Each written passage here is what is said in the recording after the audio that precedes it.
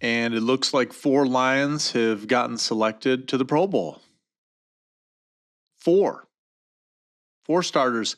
And surprisingly, 1 player did not. And I'm going to get into that in a second. But at this point, as good as they've been in recent years, despite this year not making the playoffs, I mean, it's starting to feel a little routine, which I think is why it's so disappointing that they're not in the postseason this year. But 4 players making it to the Pro Bowl, I think it tells you how far this franchise has come. The players that were picked were Penei Sewell, Aiden Hutchinson, Amon-Ra St. Brown, no surprise there, obviously, and Jack Campbell. Jack Campbell, man, is an absolute stud. That dude has been bringing the wood. I mean, that's a guy who went from learning on the job to being one of the most reliable linebackers in the NFL real quick. Penei Sewell, I don't think anybody's shocked by that either. I mean, he's basically a walking brick wall at right tackle. I mean, defensive coordinators lose sleep over that guy. And then Hutchinson, who's still terrorizing quarterbacks, maybe not as what it was 2 years ago prior to his leg injury, but he's obviously still the same guy. And Amon-Ra, who somehow still doesn't get enough national love, despite being one of the most consistent wide receivers in football. I think if you play fantasy football, you're well aware of Amon-Ra St. Brown if you're not a Lions fan. But, outside of Michigan, you don't see a lot of love going to Amon-Ra. There's still other wide receivers in the league who are higher profile, but I don't know that they're better. He's absolutely one of the best wide receivers in the NFL. So that's 4 Pro Bowlers. And if you watch this team all year, none of that should surprise you. But here's where it gets interesting. Jahmyr Gibbs did not make the cut. And that's where I start raising an eyebrow to this list. Gibbs is the engine of this offense when it matters most.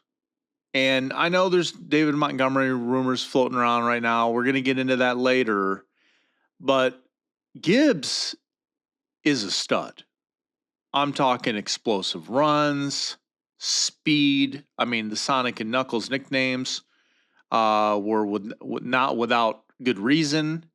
He's got game-breaking speed. I mean, he touches the ball and he is gone. And elite receiving ability out of the backfield. I mean, this guy changes defensive game plans the moment he steps on the field.